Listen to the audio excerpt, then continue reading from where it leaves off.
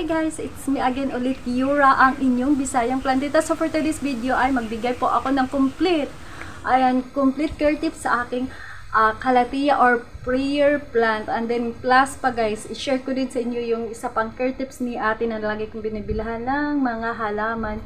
Binigyan pa ako niya ng isa pang tips para mabilis lumaki ang calathea or so meron na share ko sa inyo, binigyan din niya ako. So alam niyo na yan, in-apply ko na din yan sa aking sa aking mayana dati. So guys, available pa rin ang ating free na mayana. So message niyo lang ako sa aking Facebook fan page, Decemberin Yura page. I-follow nyo din naman guys. So tara, mag-umpisa na tayo. Pakita ko sa inyo yung prayer plant ko na okay pa ang dahon, kaya ang iba nasunog dahil dito sa aircon. Ayan, tara. Yung mga prayer plant ko guys, yung iba nasa taas. Tapos tingnan nyo yung nasunog yung dahon niya sa init ng aircon. Kaya ililipat ko siya. Sabi ko pala, bakit nung una hindi ko alam bakit nagiging ganito. And then kahapon napansin ko na sa aircon pala. Yan siya nasunog. Kaya ilipat ko siya ng lagyanan. So ito yan sila, pumahangit. Yung dahon. Ito naman hindi, okay pa yan. Kaya nainitan siya. Kaya pala ganun. Kasi dito ko siya nilalagay guys. Yung dyan. Mainit. So ito, ayan. Ito siya. Ang daming niya guys, oh. Ayan. Tapos ito din. Ang dami na din niya yan. Nabili ko siya sa 250, tatlong dahon. Pero ngayon ganyan na siya. And then meron na din siyang tatlong suhi. Ito naman siya. Nabili ko siya sa ito lang. Ito lang yung nabili ko yan. Nagkaroon na siya ng nagupit ko pa nga siya. So tips guys. Tips muna tayo sa akin na care tips ha. Mamaya sabihin ko sa inyo guys at ko din sa inyo yung nilagay niya. So ito lagi ko sinasabing magsimula sa lupa. Tingnan nyo, ang dami niyang suhi. Saha. Tawag ko sa inyo dyan. Magsimula sa lupa, loam soil yan, ginagamit ko. Pero kahit na lang guys, dalawa lang gagamitin nyo, pwede lang. Yung garden soil at saka ipalagyan mo nyo ng vermicast para gumanda. Tapos, yun lagi ko sinasabi, fertilizer, mag-apply ng fertilizer 2 times a month. Complete fertilizer po ang nilalagay ko nito sa akin. And then yung dilig, ito yung ganito ko, hindi ko araw-araw dinidiligan. Lang yan, tawag niyan, 2 beses sa loob ng 1 linggo, pero ito mga inaraw-araw ko yan. Tapos nasa malilim sila, pero naaarawan sila 2 to 3 hours. And then doon tayo sa next guys. Next paano ba sila mabilis mapalago at gawin nyo to mapalaki. So ito kasi, ito siya, gagawin ko to para lumaki din. At saka ito kasi maliliit yung dahon, malago siya pero maliit ang dahon para lumaki pa. Ito kasi lumalaki pa tayo yan sila guys eh. So ito lang naman ang ginawa ni ate. So ganito ang gagawin nyo guys. Lagi ko sinasabi magsimula sa lupa, pero meron akong guys, ang ganda ng calathea ni ate. Papakita ko sa inyo, naglalakihan. So ang lupa, ang gagawin natin sa lupa, kasi yung lupa ko ay loam soil yan siya. So ngayon mag-apply ako ng ganito. Ayan, to siya, vermicast to magkano ba? 25 pesos. Pero ito ay bigay lang sa akin.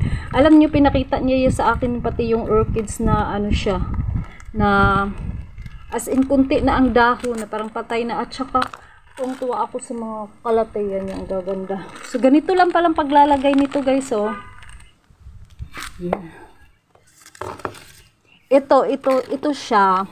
Kahit na lupa lang, kung hindi loam soil ang gagamitin nyo guys, okay na yung ipa at saka tawag niyan garden soil, pwede na yan siya. Ang gagawin nyo lang, lagyan nyo ng vermicast, yung pupo yan ng bulate. Ito guys, kahit na hindi ka na kayo maglagay ng fertilizer. Ito na lang, pwede yan siya. At ang maganda pa dito ay mabilis lang siyang lumaki. Tsagiging healthy. At safe pa siya, okay lang maarawan. Kasi yung fertilizer, ako kasi pag mag-apply ako ng fertilizer, sa hapon hindi ko talaga siya guys. Hindi ko talaga siya binibilad para safe. Yan, ganyan. Yung sabi ko nga sa inyo dati, lagi ko yung sinasabi. Pag bumili ako ng halaman, okay lang, pangit siya, ako nang bahalang magpapaganda. Doon mo yan masusubukan yung yung galing mo sa pag-aalaga ng halaman. Kung mapaganda mo yung isang halaman na binili mo na hindi naman kagandahan na pangit, pag yan ang napaganda mo, ayan, ka na talaga. Parang expert. Ganun yung ginagawa ko eh. Yung mga mamahaling halaman na binibinta nila na mura, kaya si bininta na mura dahil hindi nakagandahan. Pero ang ginagawa ko, binibili ko kahit na ganun. At ako nang bahala nun guys. Walang problema sa akin. Ito siya, si Illustress. Kasi ang ganda ng Illustress niya, ang lalaki. Ang gagawin ko niyan, lalagyan ko nito. So ngayon, hindi na ako maglalagay ng fertilizer nito. Subukan ko 1 month na hindi ako maglagay ng fertilizer. Ito lang. Para makita ko yung resulta. Yan. Ang vermicast kasi nakakatulong yan siya para gumanda ang inyong halaman. Lumaki ang dahon. At para maparami ang mga suhi, saha. Naalala nyo yung, kung napanood nyo yung aking mga mayana, meron ako mayana doon na malalaki yung dahon. Yun, ina-applyan ko yun ng vermicast. And then, yung, kung hindi vermicast, yung yung cow manure. Ihalo nyo lang guys sa lupa, igaganyan nyo lang. And then, pwede din, kung yung gagawa muna kayo ng garden soil, tapos ilagay nyo to, ipaghalo nyo muna, then saka nyo ilagay sa paso, hindi ilagay na yung halaman. Ito kasi dahil nandyan na yung halaman natin, ganun yung paglagay. Ito siya, pwede nyo tong gamitin sa kahit anong klaseng halaman. Mapagulay man guys, pwede siya kasi organic. Mas maganda pa nga ganito ang gagawin nyo.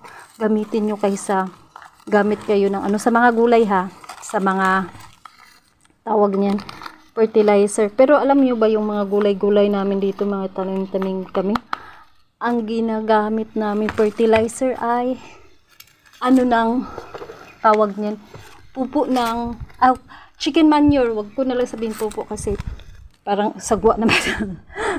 Tingnan nyo, alam mo yung mga kalateya ko guys, binili ko yan, tig-iisa lang yung tangkay. O, dawa.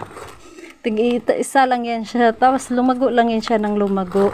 So, ganun lang yung mga ginagawa ko, apply ng fertilizer, lupa, dilig-dilig. Tapos, hindi ko siya pinupulusan na sa lang siya, shaded area. Naaarawan siya morning sun. Ganyan na ilalagay yung ganyan guys, no? So, ito naman sa ating duty. Maganda to si duty eh. Ayan, kasi ako siya, nagtawag din. Nagdilig kasi ako. Tignan nyo na yung dahon. Ito kasi kaya yan siya ganyan guys. Kasi hindi pa yan siya bumuka. Dahil mga bagong dahon yan. Hindi pa siya bumuka. Ngayon, para gumanda pa si duty, ang gagawin natin, ilipat ko siya sa malaking paso. Pati ito siya kasi para lumaki siya. At ito din. And then, apply ng ganito. Wag muna tayo mag-apply. Hindi ko muna siya a-applyan ng fertilizer, guys. Subukan ko muna to siya mga tawag mo niyan, mga 2 months, ganyan. Saka ko siya titigilan mag-apply ng ganito. Para makita ko yung resulta niya kasi naalala ko din dun sa mayana ko, guys. Lalaki din ng dahon, pero na-amaze ako dun sa nakita ko, ang lalaki ng dahon. Binibinta niya ng 1, 2. O, diba? Ay, ay, ay.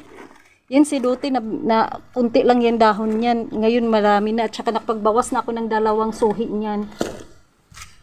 Ito si Manay. Kakalimutan ko ang pangalan nito.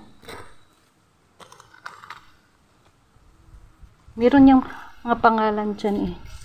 Pag maglagay kayo nito, igaganito nyo lang.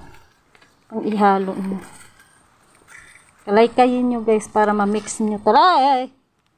Para ma-mix talaga. Yan. Tapos ang tira nito, ang gagawin ko, i-apply ko dyan sa aking, dun sa aglonema ko at saka sa aking, umangit yung iba kong nasobrahan sa tubig pinakialaman. Tawag niyan ano ba tong tawag nito si bigonia.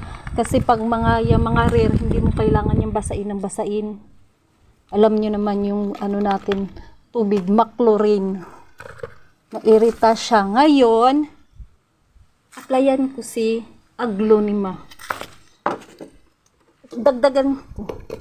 Para gumanda pa si aglonema. Ay, mga aglonema ko guys, walang tigil yung na yan. Yung mga, niya. Yung mga dahon-dahon niya. Isa lang ilalagay ko nito. Kasi ito si aglonema ko. Ito kasi siya ay rare to. Hindi ko na siya hindi ko na siya damihan. Kasi loam soil yan eh. Binili ko siya sa ganyan na. Ayan, meron pa akong tira. Ilalagay ko pa yan sa ibang prayer plant ko. Ganun ang gagawin nyo. Yung prayer plant nyo na ayaw ang tawag niyan, mabagal. Ayan, mali yung sinaba. Pag mabagal ang bigay ng dahon, subukan nyo guys, applyan nyo ng vermicast. Maganda siya kasi nakita ko nga yung picture nun. At ito naman kasi sa akin, lang yan siya guys. Tawit lang yan. Ang gagawin nyo lang, kasi ako, nung hindi pa ako naglagay ng vermicast, ito siya kami, mabilis siyang lumago. Apply lang ako ng fertilizer 2 times a month. And then, yung lupa ko ay loam soil yan. Nasa shaded area lang sila, naaarawan siya morning sun, 2 to 3 hours. Then, 2 beses lang ako nagdidilig sa loob ng 1 linggo. Kasi, ayan nga sila, may pagkamasilan to. Hindi mo siya laging basain ng basain. Kasi alam niyo naman ang ating tubig dito ay may chlorine. Okay lang kung siya sa ulan, okay siya sa ulan. Pero pag sa hindi maganda guys. Kasi yun lang na-observe ko ha. So, yan. Yun ang gagawin nyo. So, ipapasilip ko muna sa inyo yung isa pang na ko. Ito yung mga kalateya na guys, na pinuntahan ko. Tignan nyo ang lalaki, ang gaganda. Sobrang tuwang-tuwa ako. So, binigyan ako ng tips kung paano ko pa siya mapaganda at mapalaki ng ganito. So, yan. Sana ma-try nyo din.